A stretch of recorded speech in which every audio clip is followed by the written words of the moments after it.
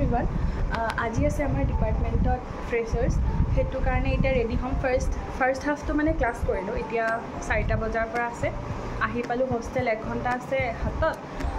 जल्दी जल्दी रेडी हो लै जाओ गेट रेडी विथ मी आज भिडिओ तो नबनाओ किन्तु रितिस्मा आहिसे ताई मुक रेडी करि दिबो एफाले ताइक मुक भिडिओ देखिए থাকিব दे रेडी होৱাৰ পাছত ইমানে লৰালৰি হল যে ভালকে ভিডিঅই কৰা নহলে এয়া উলাই মিলে হস্টেলৰ পৰা আহিলো হিল পিন্ধি যেহেতু খুজকাৰি হলে অকমান অসুবিধা হয় সাদৰ মেখেলাৰ লগত গতিকে আমি টমটম এখন ললো মই কৃষ্ণা আৰু বিউটি একেলগে টমটমতে গৈ আছো ডিপাৰ্টমেণ্টলৈ আহি পাই দেখিলো এই দুটা পালিহি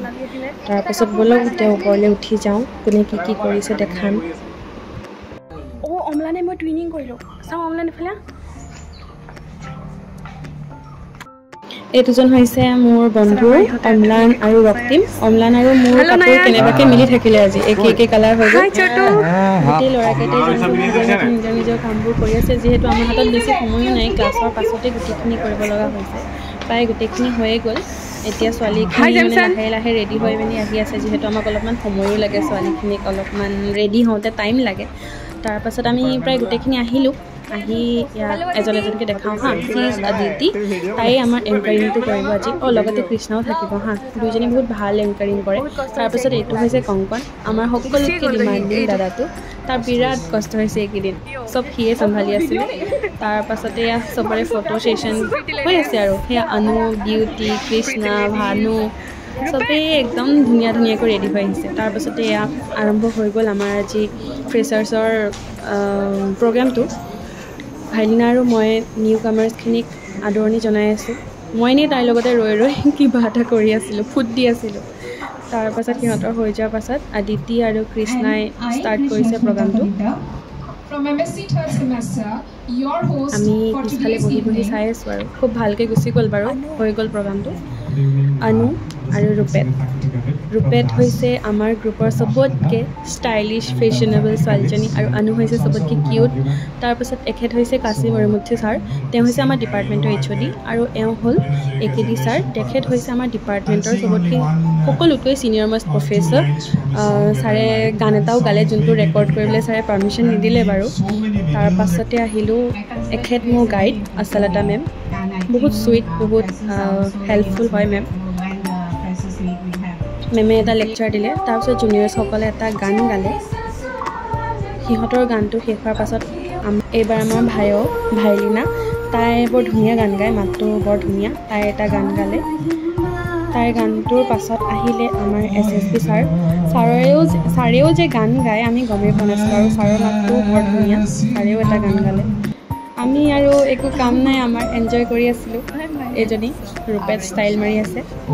তাৰপাছত ভাইও ওচৰত আহিলে ময়ো বহি আছোঁ নিজকে নিহাৰি আছোঁ তাৰপাছত হৈ গ'ল এতিয়া ইনফৰ্মেল ছেশ্যন ইয়াতে প্ৰথম ৰেম্প ৱাক এটা হৈছে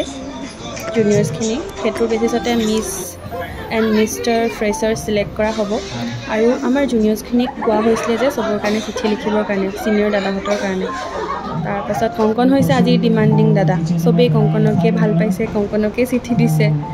কাৰণ সি বহুত হেল্পফুলো হয় বাৰু দেই তাৰপাছত এয়া প্ৰীতি বা PhD স্কলাৰ তেওঁ ৰেম্প ৱাক কৰিলে এইগৰাকীও হৈছে আমাৰ স্কলাৰ বা এগৰাকী তেওঁ এটা ধুনীয়া গান পৰিৱেশন কৰিলে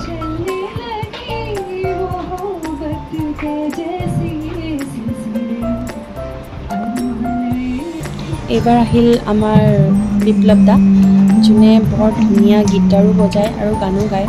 গতিকে বিপ্লৱ দাক এটা গানৰ পাৰফৰ্মেঞ্চ ৰাখিবলৈ অনুৰোধ জনোৱা হৈছিলে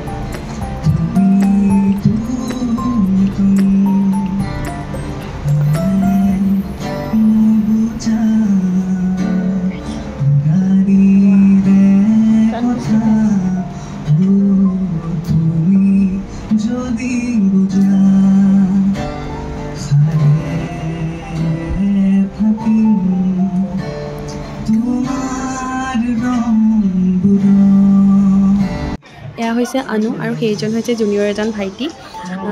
সি আনুৰ কাৰণে এখন চিঠি লিখিছিলে কিন্তু আনু যিহেতু মণিপুৰৰ হয় তাই অসমীয়া একোৱে বুজি নাপায় আৰু ল'ৰাজনে লিখিছিলে অসমীয়াত তাই একোৱে বুজি নাপালে বেচেৰি এনেই থিয় হৈ থাকিলে তাৰপিছত আমি গোটেইকেইটা ওপৰলৈ গ'লোঁ অকণমান হাৱা ল'লোঁ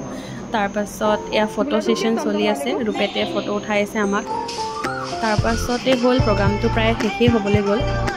জুনিয়ৰ্ছখিনিয়ে খাই আছিলে সেইটো টাইমতে আমাৰ এই লগৰবোৰৰ ডান্স এয়া প্ৰণামী আৰু ঋষিকেশ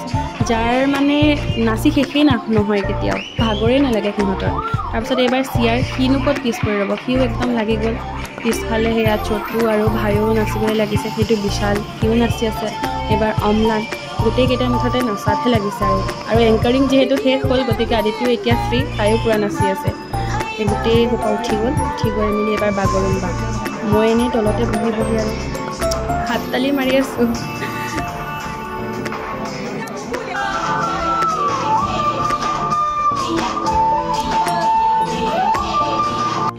গোটেই প্ৰগ্ৰাম শেষ কৰি এতিয়া আমি ওলালোঁ হোষ্টেললৈ যাম বুলি এয়া ৰূপেতৰ আনুৰ আৰু মোৰ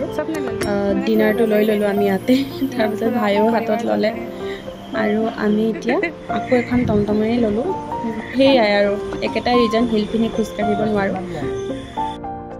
তো ডিপাৰ্টমেণ্টৰ পৰা